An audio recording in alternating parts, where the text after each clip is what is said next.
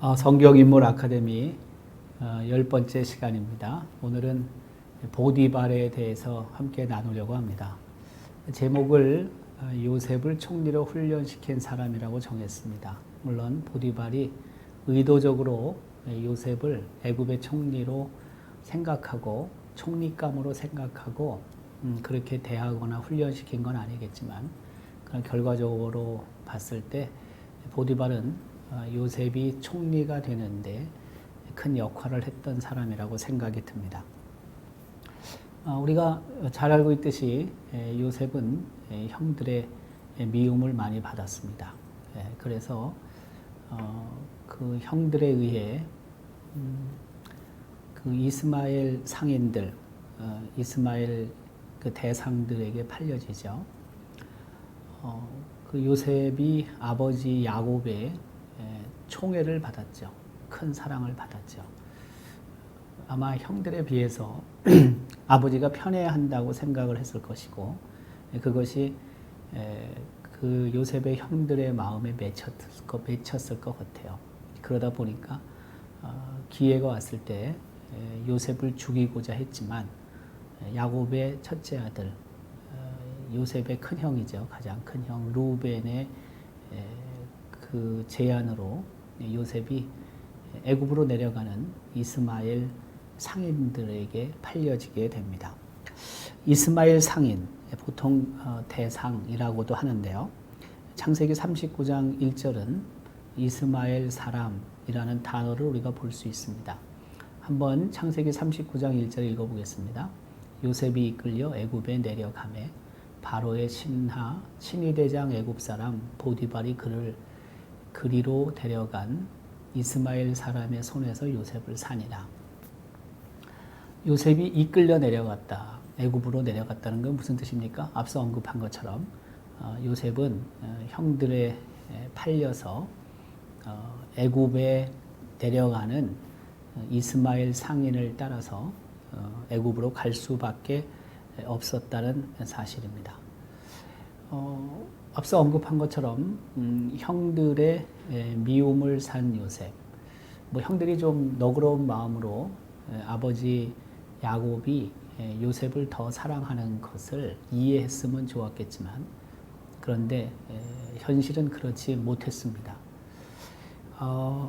저는 그런 정도는 아니지만 아주 어렸을 때 우리 어머니께서 서원을 하시고 그래서 하나님께 바쳐진 아들이다라고 생각을 어머니가 하셔서 우리 형들에 비해 특별한 대우를 받은 적이 있습니다.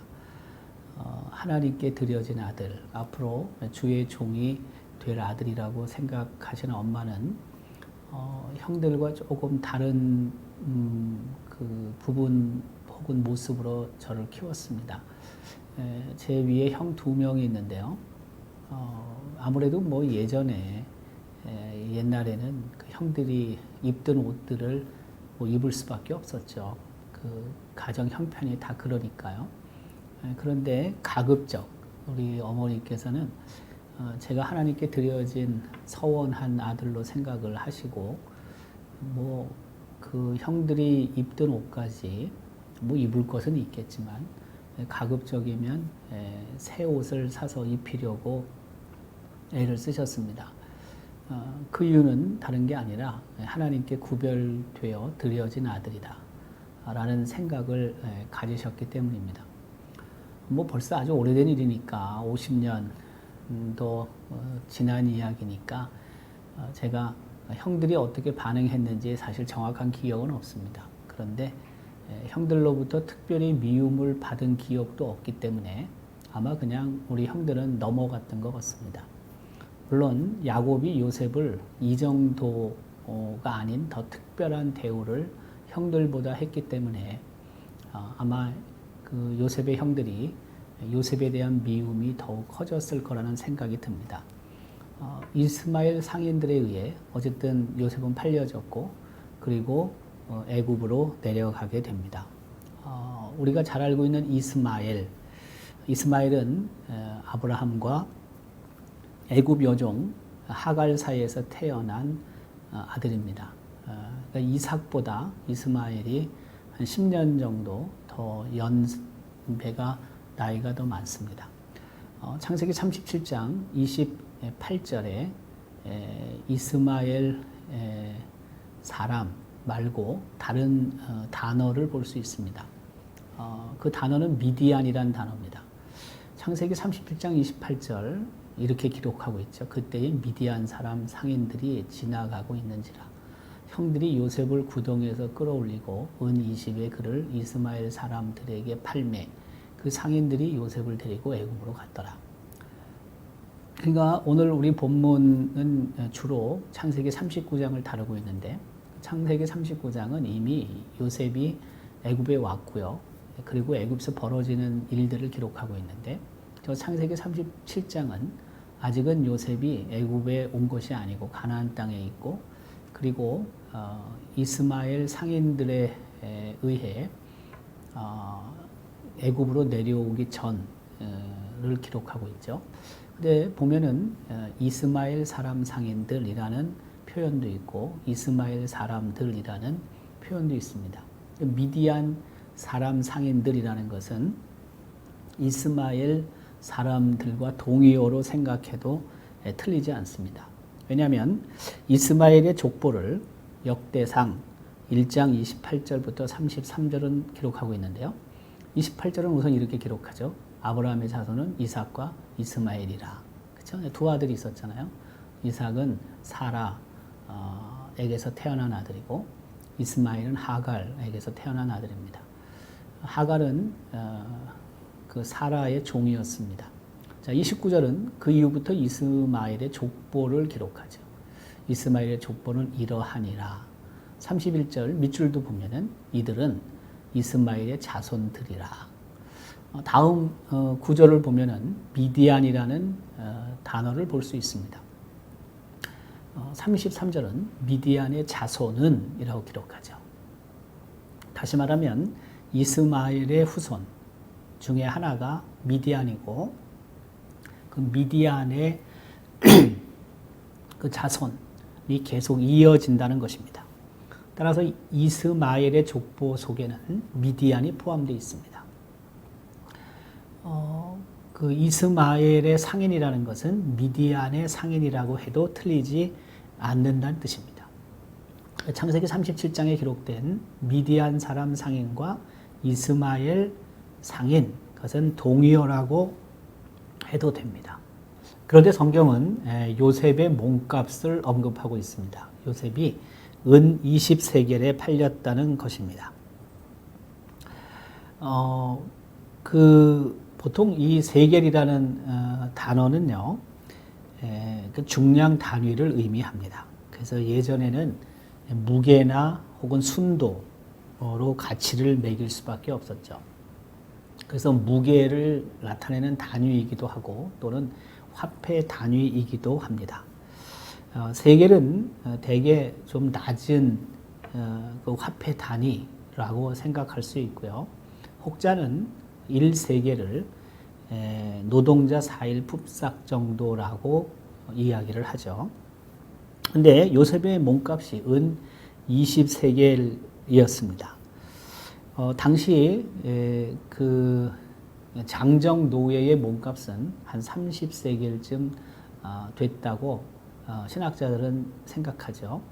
출애굽기 21장 32절은 기록합니다. 소가 만일 남종이나 여종을 받으면 소임자가 은 30세겔을 그의 상전에게 줄 것이요 소는 돌로 쳐서 죽일지니라. 소가 사람을 받으면 어떻게 되겠어요? 혹은 죽기도 하고 때로는 큰 상처를 입겠죠. 그래서 그 남종, 여종, 그러니까 장정을 의미한다고 보통 학자는 생각하죠. 그래서 은 30세겔을 받고 그 사건을 무마하는 거죠. 하지만 5세부터 20세 이하는 그 20세겔 정도를 받았다는 것입니다. 레위기 27장 5절의 기록입니다. 그러니까 남성 중에 5살부터 20살까지는 20세겔, 여성인 경우에는 10세겔을 받았습니다. 요셉이 그 노예로 팔려서 애굽으로 내려왔을 때 나이를 17세라고 하죠. 그러니까 5세부터 20세 사이에 있었기 때문에 그 요셉은 20세겔에 팔렸을 가능성이 대단히 높습니다. 또 20세겔에 그 이스마엘 상인들이 돈을 주고 사죠. 자, 그가 애굽에 와서 그 보디발이라는 사람을 만나게 되는데요. 보디발이 요셉을 사죠. 근데 그 보디발이 어떤 사람인지를 먼저 우리가 함께 살펴볼 필요가 있습니다. 창세기 39장 1절 우리가 읽었지만 다시 한번 읽겠습니다. 요셉이 이끌려 애굽에 내려가매 바로의 신하 친위대장 애굽 사람 보디발이 그를 그리로 내려간 이스마엘 사람의 손에서 요셉을 산이라 라고 기록합니다. 바로의 신하 친위대장 보디발입니다. 보통 저 친위대장 그것을 친위대 사령관으로 이해하기도 합니다. 친위대는 귀족의 사병이나 왕의 개인적인 군대를 뜻합니다. 그래서 사실 뭐 다른 공적인 군대도 왕의 명령에 따를 수밖에 없긴 하겠지만 그러나 저 왕의 친위대는 왕이 명령하면 중죄인을 죽일 수 있는 그런 권한을 갖고 있습니다. 그 친위대 사령관, 굉장히 신뢰할 수 있는 사람을 왕이 임명하겠죠. 그게 누구냐면 바로 보디발입니다. 요셉을 산 보디발입니다. 그런데 또 다른 학자 중에는 저 친위대 대장인 보디발을 왕궁의 주방장으로 이해하기도 합니다. 우리가 알고 있듯이 왕의 음식을 만드는 사람, 아주 왕이 신뢰하는 사람일 수밖에 없죠. 맨날 예전에는 그 왕을 노리는 사람들이 많았지 않습니까?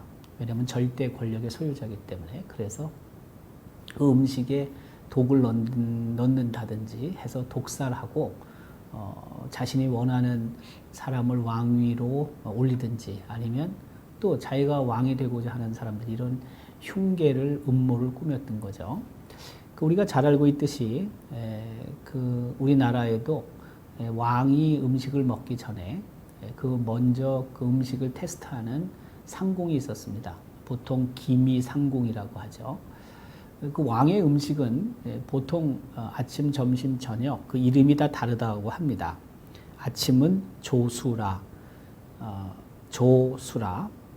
그리고 점심은 주수라, 저녁 식사는 석수라라고 보통 부르죠. 근데 왕이 어쨌든 음식을 먹을 때마다 이 상궁이 먹게 되고 상궁이 아무 문제가 없게 되면 왕이 음식을 먹는 것입니다. 그 왕의 수저 역시 보통 은으로 되어 있다고 하지 않습니까? 근데 독이 있으면 색깔이 변해서 왕이 그 음식을 먹지 않는 거죠. 어쨌든 왕궁의 주방장이라고 말하는 학자들도 있습니다. 누가? 보디발이. 그만큼 왕의 총애를 받고 또 왕의 큰 신뢰를 받았던 사람이라는 뜻일 것입니다. 학자들 중에는 세 번째로 보디발을 왕궁의 경호대장이라고 생각합니다. 경호대장. 경호대장은 늘 왕 옆에 있습니다.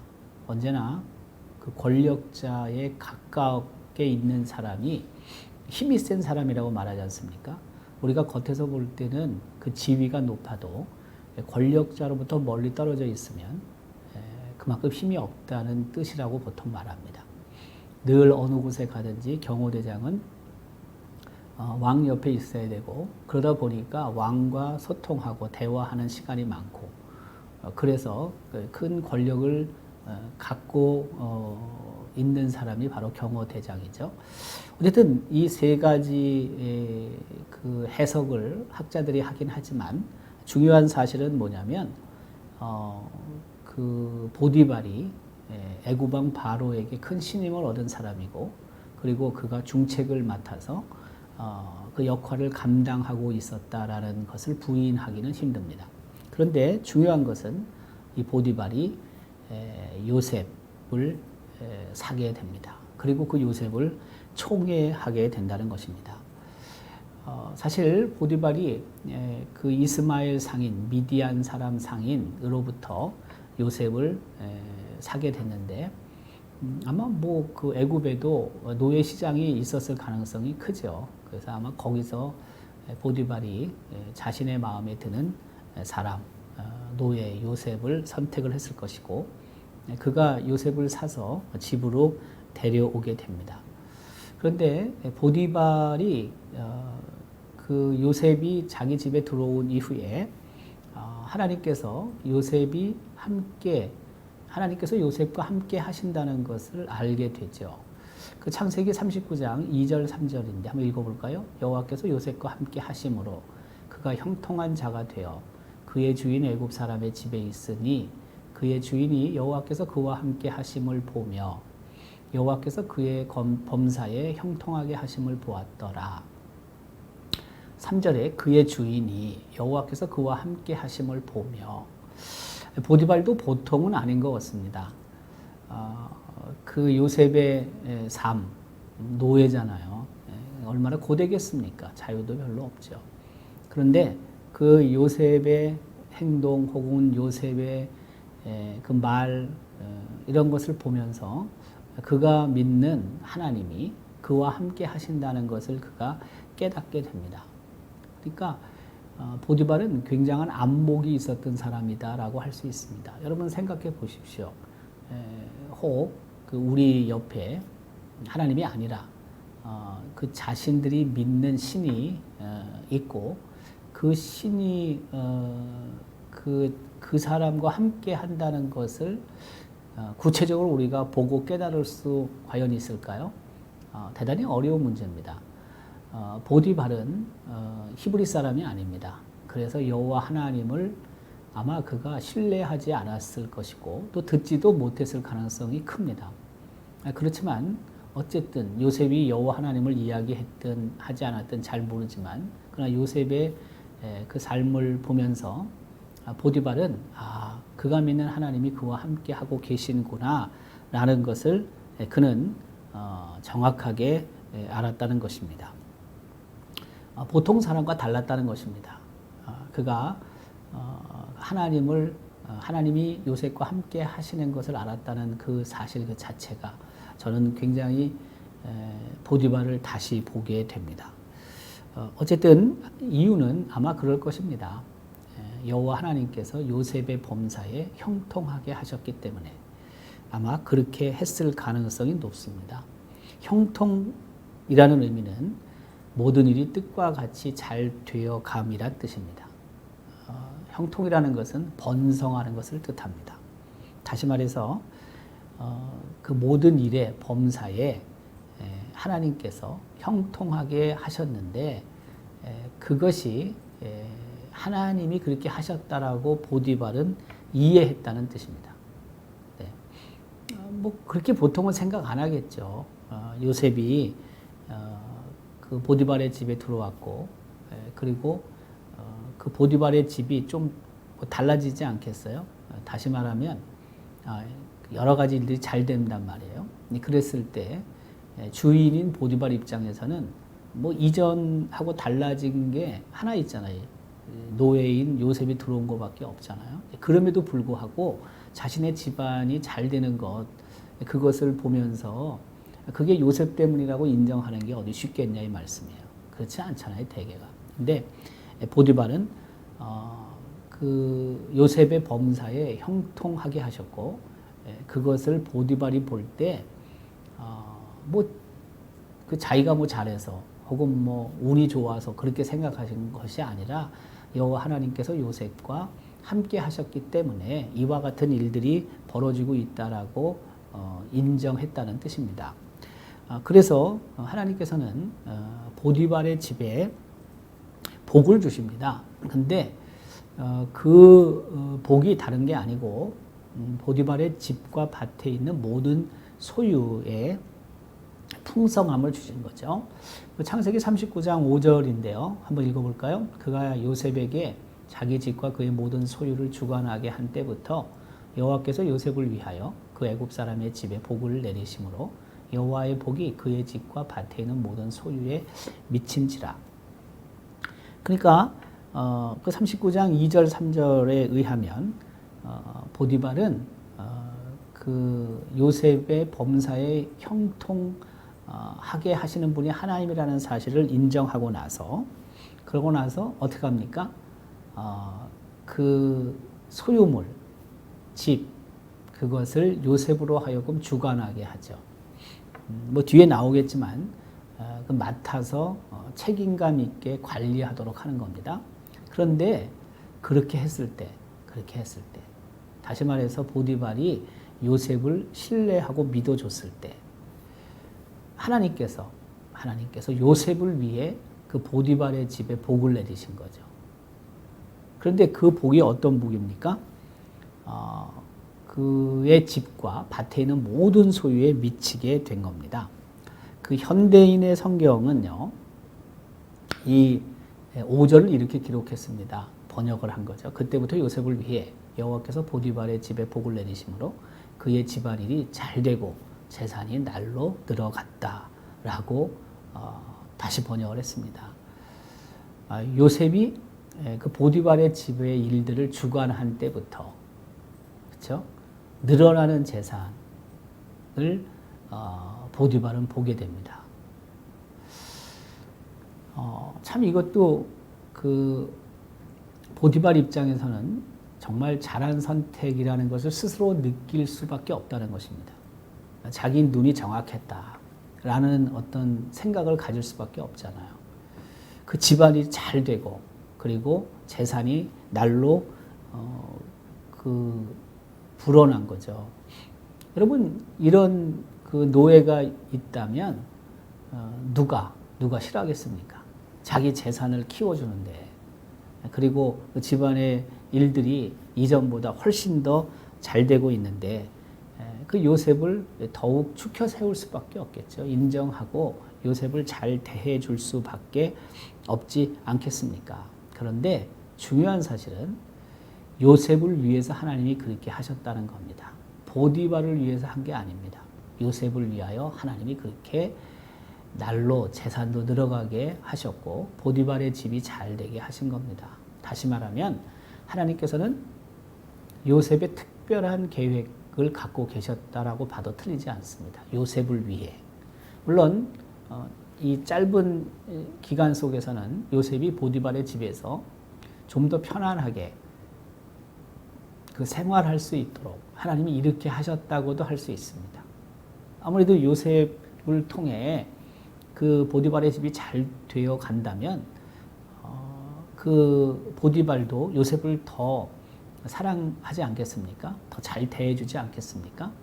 당연합니다. 그런데 짧게 보면은 요셉이 보디발의 집에서 대우를 받고 살아갈 수 있도록 하나님이 그렇게 하신 것도 맞지만 좀 장기적으로 보면은 하나님께서는 요셉이 바로 이런 보디발의 집에서의 경험들 이런 것들이 쌓여져서 더 크게 사용하고자 하시는 뜻도 이 속에 있지 않았을까 하는 생각을 저는 해봅니다.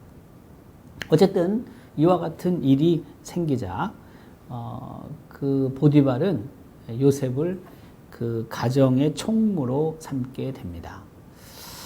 그래서 자기가 가진 모든 것을 요셉에게 맡기는 것입니다.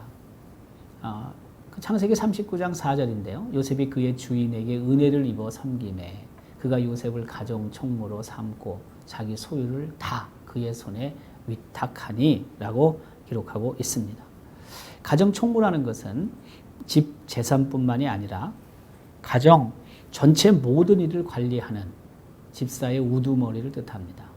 다시 말하면 이제 요셉은 비록 노예이긴 하지만 종이긴 하지만 같은 종 같은 노예 중에서도 리더가 되는 것입니다. 리더가. 사실 요셉은 지금까지 리더가 돼본 일이 없습니다. 가나안 땅에서 야곱의 11번째 아들로 태어났고 위에 정말 층층시야 형들이 10명이나 있지 않습니까? 그러니까 늘 그 어리광을 피우는 그런 어떻게 보면 철없는 아들이었을 가능성이 높습니다. 동생일 가능성이 높습니다. 언제 요셉이 리더십을 발휘할 수 있는 그런 그룹의 리더가 됐겠습니까? 없죠. 근데 이 가정 총무를 하면서 보디발의 집에서 노예들 혹은 종들의 리더십을 발휘할 수 있는 위치에 오르게 되는 것입니다. 바로 이 가정의 모든 일 전체를 관리하는 집사의 우두머리로서 요셉은 새로운 그런 생활을 시작하고 또 여기서 나름대로 그 리더십을 훈련하게 된다고 봐도 틀리지 않습니다. 특별히 그 39장 6절에도 요셉이 그 보디발로부터 모든 것을 위탁받았다는 사실을 말하고 있죠. 그 39장 6절인데요. 네. 요셉이 거절하며 자기 소유의 아내에게 이르되 자기 주인의 아내에게 이르되 내 주인이 집안의 모든 소유를 간섭하지 아니하고 다 내 손에 위탁했다라고 기록합니다. 요셉은 분명히 자기가 그 보디발로부터 위탁받은 사명이 있다는 것을 알고 있었죠. 그런 또 자부심도 있었고 또 그런 측면에서 그는 책임감도 갖고 있었던 것 같습니다. 주인이 내 손에 모든 것을 다 위탁했다라고 말하죠. 그 위탁이라는 단어는요, 신뢰라는 의미를 포함합니다. 신뢰, 트러스트, 신뢰. 또 한편은 의뢰라는 단어의 의미도 같습니다. 그래서 보디발은 요셉에게 그 의뢰, 자기가 갖고 있는 모든 재산을 맡긴다, 의뢰했는데 이유는 신뢰했기 때문입니다. 위탁하다라는 단어는 이런 사전적인 의미를 갖습니다. 어떤 일이나 사물의 처리를 남에게 부탁하여 맡긴다는 뜻입니다. 사실 보디발이 해야 될 일이죠. 자기 집, 자기 재산에 관한, 소유에 관한 모든 것들은 자기가 해야 될 일인데, 근데 그것을 요셉에게 맡긴다는 것입니다. 이유는 뭐예요? 요셉을 신뢰하기 때문에 맡길 수 있는 일입니다. 그런데 그 보디발이 요셉에게 위탁하지 않은 일이 한 가지 있습니다. 그것은 다른 게 아니라 자기가 먹는 음식은 요셉에게 맡기지 않습니다. 그 창세기 39장 6절은 기록합니다. 주인이 그의 소유를 다 요셉의 손에 위탁하고, 그렇죠? 자기가 먹는 음식 외에는 간섭하지 아니하였더라. 요셉은 용모가 빼어나고 아름다웠더라고 기록하고 있습니다. 음식만 자기 스스로 간섭한 이유, 자기가 해결한 이유가 뭘까요? 그것은 보통 학자들 중에는 제의적인 이유가 있다라고 말합니다. 애굽 사람들은 히브리 사람과 함께 음식을 먹을 경우 부정탄다고 생각을 했고, 그래서 그 음식에 관한 한 맡기지 않았던 것입니다. 우리는 바로 이와 같은 절대적인 신뢰 속에서 그 견고한 위상을 갖게 되던 요셉에게 시련이 찾아온다는 것을 성경을 통해 알 수가 있습니다. 보디발, 밖에서도 왕의 전폭적인 신뢰를 받아 견고한 그런 위치에 있던 사람, 당연히 집도 마찬가지겠죠. 근데 바로 그 보디발로부터 요셉은 강한 신뢰를 근거로 해서 그 애굽에서의 삶이 비록 노예의 신분이긴 하지만 그러나 여느 노예와는 다른 그런 삶을 살게 되는 거죠. 그런데 이때 요셉에게 큰 시험이 찾아오게 됩니다. 그것은 다른 게 아니라 자신의 주인 보디발의 아내가 자신을 유혹하는 것입니다. 성경은 요셉이 빼어난 그 용모를 갖고 있었다라고 기록합니다. 창세기 39장 5절인데요. 요셉은 용모가 빼어나고 아름다웠더라. 근데 이 부분을 현대인의 성경은 이렇게 기록합니다. 요셉은 건장하고 잘생긴 미남자였다. 요셉이 17세에 팔려오게 됩니다. 그리고 보디발의 집에 갑니다. 그리고 아마 시간이 좀 흘렀을 것입니다. 그래서 좀 더 아마 멋있는 그런 청년이 되었을 것 같습니다. 옆에서 그 보디발의 아내가 요셉을 쭉 지켜보았을 것입니다. 신실하고 성실한 노예, 요셉을 보았을 것입니다. 요셉이 자신의 집에 있으면서 자신의 재산도 많이 늘어났다는 것을 그는 알고 있죠. 어떻게 보면 복덩어리가 굴러 들어온 것입니다. 그런데 이 보디발의 아내는 요셉에게 다른 생각을 갖는 것입니다. 그리고 유혹을 하게 됩니다. 보디발의 유혹은 성적인 유혹이었습니다. 사실 청년인 요셉이 쉽게 넘어갈 수 있는 유혹이었습니다. 그 창세기 39장 7절은 그 보디발의 아내가 요셉을 유혹했는데 그것은 잠자리를 같이 하고자 하는 유혹이었다고 기록합니다. 그 후에 그의 주인의 아내가 요셉에게 눈짓하더니 동침하기를 청하니 라고 기록합니다. 요셉은 물론 거부합니다. 그런데 이후에도 그 유혹이 계속이 되었습니다. 날마다 보디발의 아내는 자신과 잠자리 할 것을 요구했습니다. 사실 요구라기보다는 명령이라고 해도 틀리지 않습니다. 창세기 39장 10절부터 12절 사이에는 그 사실을 이렇게 기록합니다. 여인이 날마다 요셉에게 청하였다고 기록합니다. 그렇죠? 그리고 11절 기록에 의하면 집에 그 일하는 사람 한 명도 없는 그런 상황, 그런 환경도 있었다고 하죠. 다시 말하면 유혹에 넘어가기 쉬운 환경도 아마 순간순간 있었을 것입니다. 앞서 언급한 것처럼 요셉은 이제 20대 정도에 접어들지 않았을까 생각을 할 수 있습니다. 왜냐하면 17세에 왔고 그가 보디발의 신뢰를 받으려면 당장은 아니고 아마 시간이 좀 흐르지 않았겠어요? 그래서 그 시간이 흐른 상태에서 요셉은 더 컸겠죠. 더 멋있는 남자로 변했겠죠. 그런 상황 속에서 보디발의 아내는 요셉을 마음에 품고 있었고, 그리고 자기가 그 근접할 수 없는 그 보디발의 아내니까, 상정이니까 그 상전이 시키면 모든 것을 다 할 거라고 생각을 했던 것 같습니다. 그래서 그 요셉에게 잠자리를 청했는데 요셉은 그것을 날마다 거부했죠.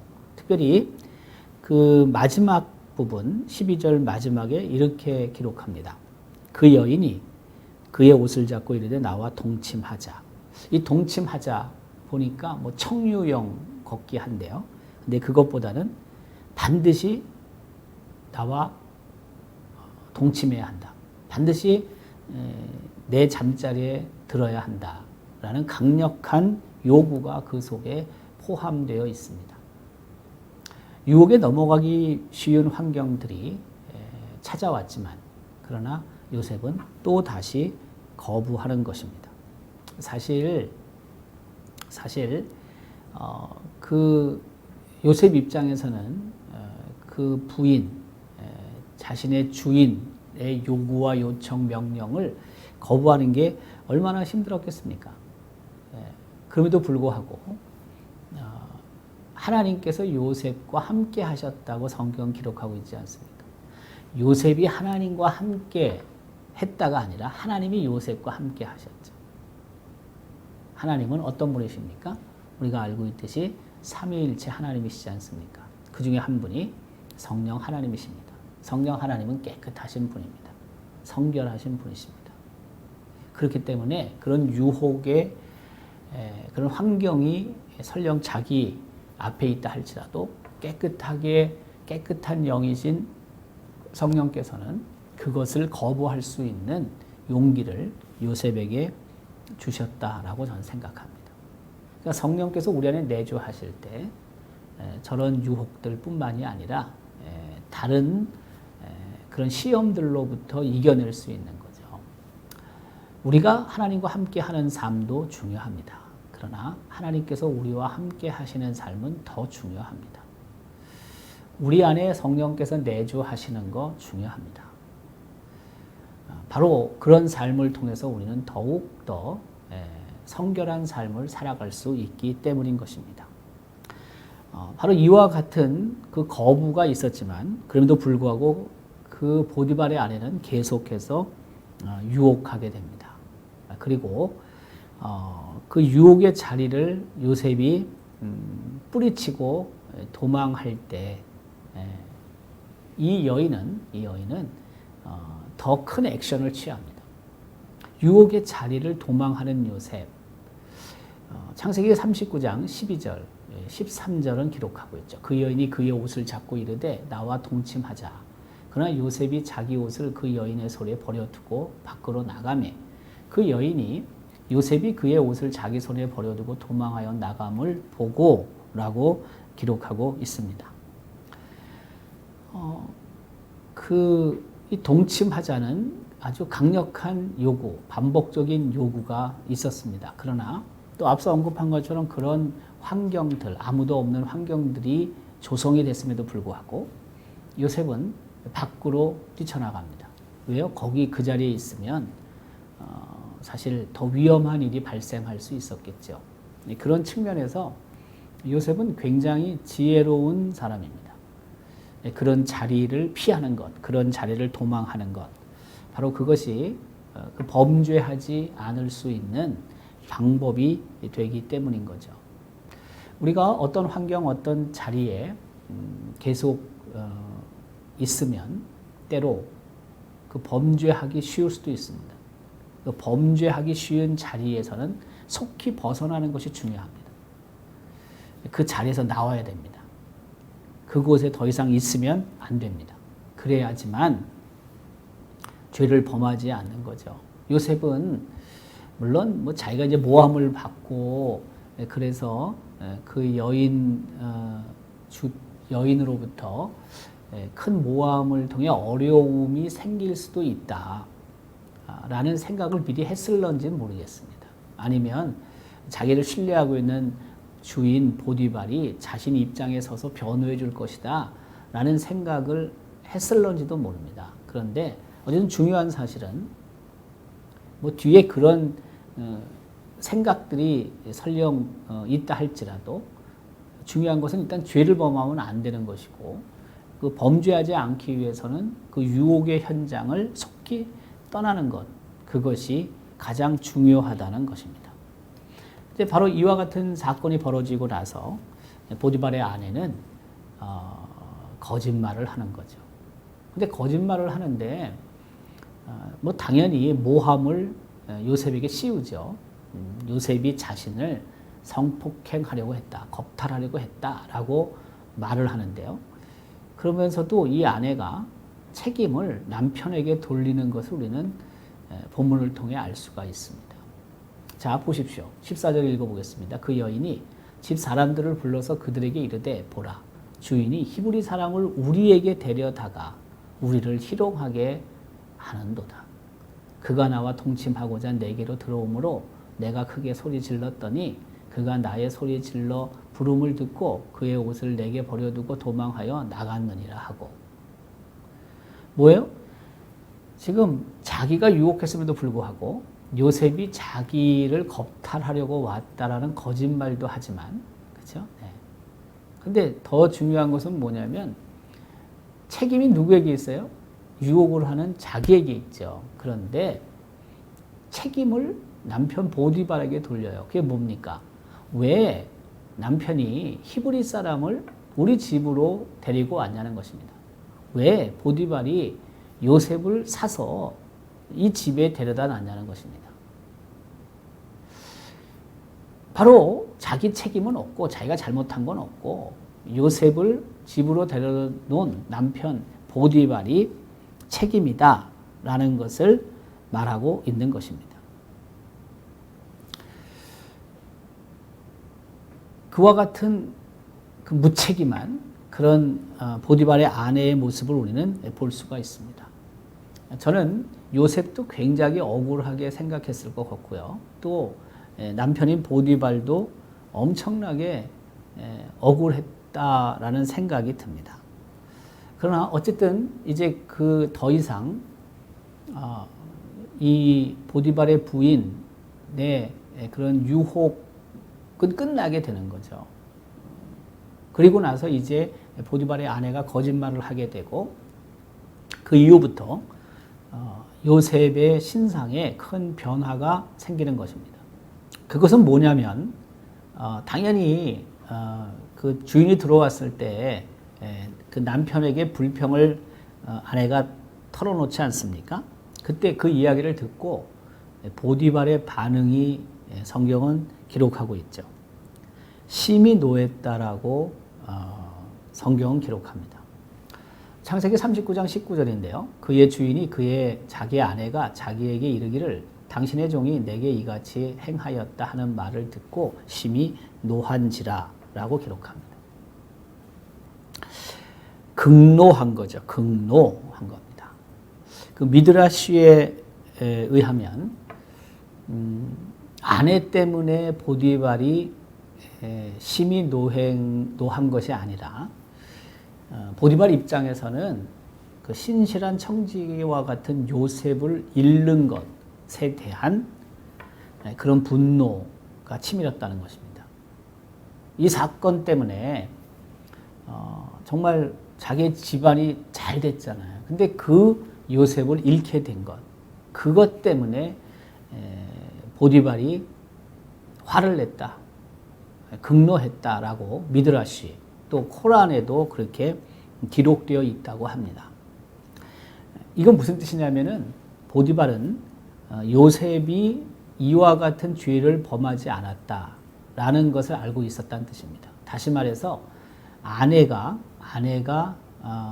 요셉을 유혹했고 그래서 이와 같은 일이 발생했다는 것을 보디발은 알고 있었다는 거예요. 코란에 의하면 그 증거물로서 그 보디발의 아내가 요셉의 찢어진 옷을 갖고 있었지 않습니까? 근데 그 찢겨진 옷을 보고 보디발은 알았다는 것입니다. 만약에 요셉이 자기의 부인을 겁탈하려고 했다면 그 옷이 앞쪽이 찢어져야 된다는 거죠. 그런데 보디발의 아내가 그 갖고 있던 그 요셉의 옷을 보면 뒤쪽이 찢어져 있다는 것입니다. 이거 무슨 의미냐면은 도망가는 요셉을 쫓아가서 그 옷을 잡아 당겼고 그래서 그 옷이 찢어졌다는 거예요. 그러니까 보디발은 그 옷을 보고 이미 누구의 잘못인지를 알고 있었다는 것입니다. 그런데 그럼에도 불구하고 보디발은 그 자기 아내가 잘못했다라는 것을 추궁하지 않습니다. 평소에 요셉의 삶이 신실했잖아요. 그렇기 때문에 요셉이 잘못했다라는 것을 보디발은 인정하지 않고 있었고 아까 말씀드린 그 찢겨진 옷을 통해서도 그것을 자기 나름대로 확인을 했는데 성경에는 보디발이 아내나 혹은 요셉을 불러다 놓고 추궁하는 그런 내용을 우리는 볼 수가 없습니다. 아마 두 사람을 불러다 놓고 혹시라도 뭐 대질 신문을 했으면은 더 큰 문제가 발생할 거라는 것을 보디발은 알았을지도 모릅니다. 만약 그 아내에게 추궁을 한다면 궁색해지지 않습니까? 아내가 이런 말 저런 말 하는데 거짓말이잖아요. 잘 앞뒤가 안 맞잖아요. 그러다 보면 그 아내의 위상이 어떻게 되겠습니까? 더욱이 보디발 입장에서는 그런 사실을 통해서 그 아내가 자기 부인이 그 요셉을 유혹했다는 것을 인지하고 있고 또 한편으로는 그 집안에 있는 여러 그 하인들을 불러다 놓고 평소에 그 부인이 요셉에게 어떻게 했는지를 추궁에 들어가다 보면 뭐 당연히 알 수 있겠죠. 한두 번이 아니니까 날마다 유혹을 했으니까. 그런데 만약 그 사실이 밝혀지면 어떻게 돼요? 굉장히 수치스러운 일이 벌어지는 거죠. 그 부인이 어떻게 얼굴을 들 수 있겠습니까? 다시 말하면 가정이 깨질 가능성이 있는 것입니다. 뿐만이 아니라 이게 밖으로 퍼지게 되면은 자신의 그 그 위치, 위상, 그 경호대장, 친위대장 혹은 뭐 주방장 이런 일도 하는 것이 어렵겠죠. 그래서 그 보디발은 요셉을 불러서 그 사실을 묻지도 않고 성경 그대로 우리가 이해한다면 또 부인을 불러서 어떤 일이 발생했느냐라고 추궁하지도 않는다는 것입니다. 그저 그 부인이 한 이야기, 자기 아내가 한 이야기를 듣고 여러 생각이 있고 여러 판단을 할 수 있음에도 불구하고 보디발은 요셉을 감옥으로 보내게 되죠. 사실 요셉은 노예이기 때문에 그 자리에서 죽일 수도 있습니다. 그런데 죽이지 않고 보디발은 요셉을 감옥으로 보냅니다. 이것은 굉장히 큰 배려라고 할 수가 있습니다. 사실 보디발의 아내 입장에서는 요셉을 죽이라고 아마 요청했을지도 모릅니다. 그런데 보디발은 요셉을 죽이지 않습니다. 그리고 감옥으로 보내는데 그 감옥도 왕의 죄수가 가는 감옥으로 보내게 됩니다. 창세기 39장 20절을 한번 읽어볼까요? 이에 요셉의 주인이 그를 잡아 옥에 가두니 그 옥은 왕의 죄수를 가두는 곳이었더라. 물론 뭐 감옥이라는 곳은 다 환경이 좋지 않습니다. 그럼에도 불구하고 왕의 죄수를 가두는 곳, 거기 왕의 죄수라는 건 뭐예요? 특별한 사람들일 것입니다. 높은 위치에 있는 사람이든 혹은 왕과 가까이 있었던 사람이든 보통 여느 죄수하고는 다르겠죠. 그곳에 그 요셉을 보냈다는 것은 특별한 배우고 배려고 또 특별히 생각했다는 뜻입니다. 그곳에 가서 어떻습니까? 많은 것을 요셉은 배우겠죠. 왕의 죄수인데 일반 무슨 뭐 도둑질하고 뭐 강도짓하고 그런 죄수가 아니잖아요. 저기엔 뭐 정치범도 있을 수 있고 또 왕의 마음에 들지 않은 행동을 해서 왔을 수도 있고 또 뭐예요? 평소에는 그 왕과 아주 가까웠던 사람들. 그러니까 좀 고위직에 있는 사람일 수도 있고요. 그곳에서 요셉은 여러 경험들을 합니다. 앞서 언급한 것처럼 요셉이 애굽 땅에 온 곳이 17세, 총리가 된 게 30세, 13년 동안 총리가 되기 전에 애굽에 머무는데요. 그가 바로 왕의 총리가 되기 전에 이제 감옥에 갇혀 있었지 않습니까? 그럼 감옥에 갇혀 있었던 기간이 얼마나 될까? 17세에 와서 시간이 좀 지나 가정 총무가 됐을 것이고 가정 총무가 돼서 또 일하다가 감옥에 갇히게 되는 거 아닙니까? 정확하게 몇 년이라고 언급하기 힘들지만은 그러나 한 뭐 10년 가까이는 되지 않을까라고 우리는 추측할 수가 있습니다. 왕의 죄수가 가는 감옥, 바로 그곳에 요셉은 갇히게 됩니다. 그리고 그곳에서 간수장을 섬기게 됩니다. 창세기 39장 21절, 22절, 23절은 그 사실을 이렇게 기록합니다. 여호와께서 요셉과 함께 하시고, 그렇죠? 네. 그리고 그에게 요셉에게 인자, 사랑을 더하셔서 간수장의 은혜를 받게 하셨던 거죠. 그 간수장이 요셉에게 베푼 은혜는 뭐냐면 22절인데요. 옥중 죄수를 다 요셉의 손에 맡겼습니다. 또 위탁한 거죠. 왜? 신뢰하니까. 그래서 그 감옥에서 벌어지는 그 모든 사물을 요셉이 처리하게 한 거죠. 누가 해야 되는 건데? 간수장이 해야 되는 건데. 그렇죠? 그래서 요셉에게 맡긴 것은 살펴보지 않아도 될 정도로 요셉은 신실하게 책임감을 가지고 잘 했던 것입니다. 이유는 뭐예요? 여호와 하나님께서 요셉과 함께 하셨기 때문인 것입니다. 보디발의 집에서도 여호와 하나님께서 요셉과 함께 하셨듯이 감옥에서도 여호와 하나님께서는 요셉과 함께 하셨습니다. 그래서 간수장으로부터 큰 은혜를 받게 된 것입니다. 앞서 감옥에서 있었던 시간이 한 10년 정도로 잡았을 때 처음부터 이런 일이 있지는 않았겠죠. 요셉도 똑같은 죄인으로 아마 취급을 받았을 것입니다. 그래서 참고 인내해야 되는 시간이 있었을 겁니다. 몇 년이 지났는지 잘 모르지만 어쨌든 요셉은 이런 인내의 장소, 감옥에서 자신이 감옥에서 나가게 되는 그 날을 기다리는 시간을 가졌을 것입니다. 그러나 이 감옥에서조차도 요셉은 인정받았습니다. 간수장에게 인정을 받았습니다.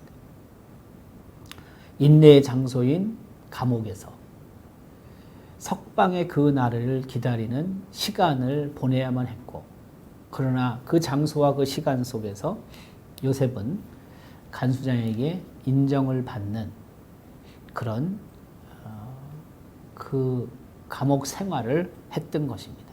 사실 이것은 요셉이 애굽에 팔려와서 보디발의 집에 있었을 때 똑같다고 볼 수 있습니다.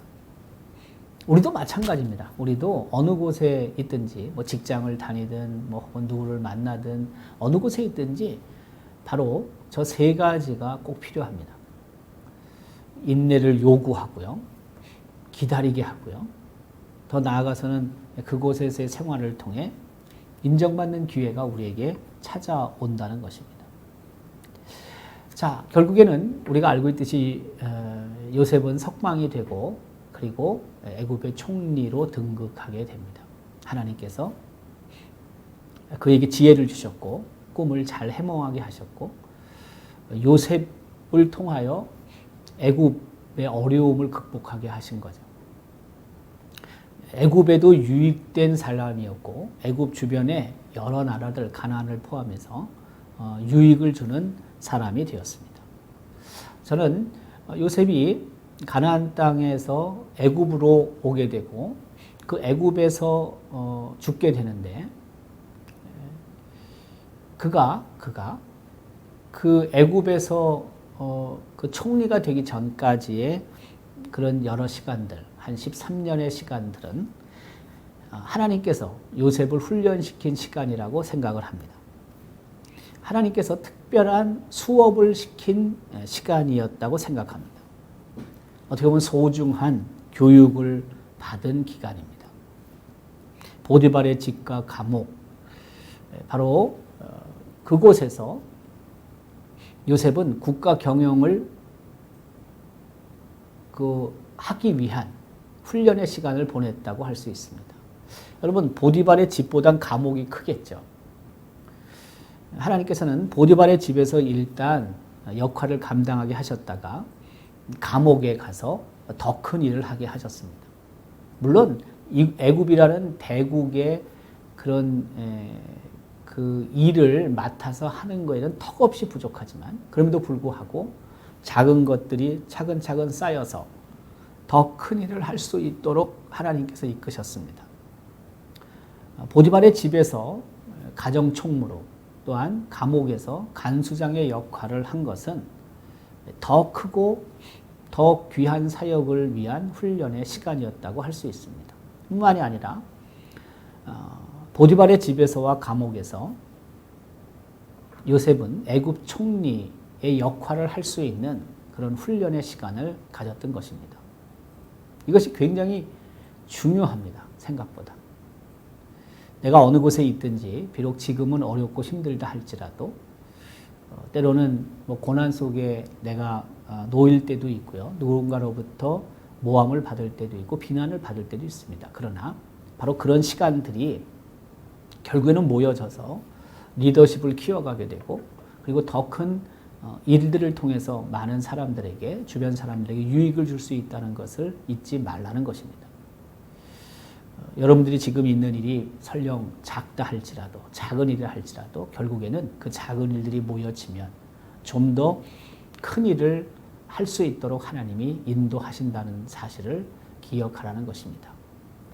요셉의 13년 동안의 보디발의 집과 감옥에서의 생활은 그를 애굽의 총리로 이끌어 가게 하는 중요한 장소요 시간이었던 것입니다. 이 일에 보디발이 있었습니다. 보디발의 역할이 있었습니다. 보디발은 요셉이 총리가 될 거라고 생각은 하지 않았겠지만 그러나 그를 통해 하나님께서는 요셉이 총리가 될 수 있도록 점점 더 크고 중요한 일을 훈련시켜 주셨다는 것입니다. 우리는 바로 보디발과 같은 사람으로 살아야 합니다.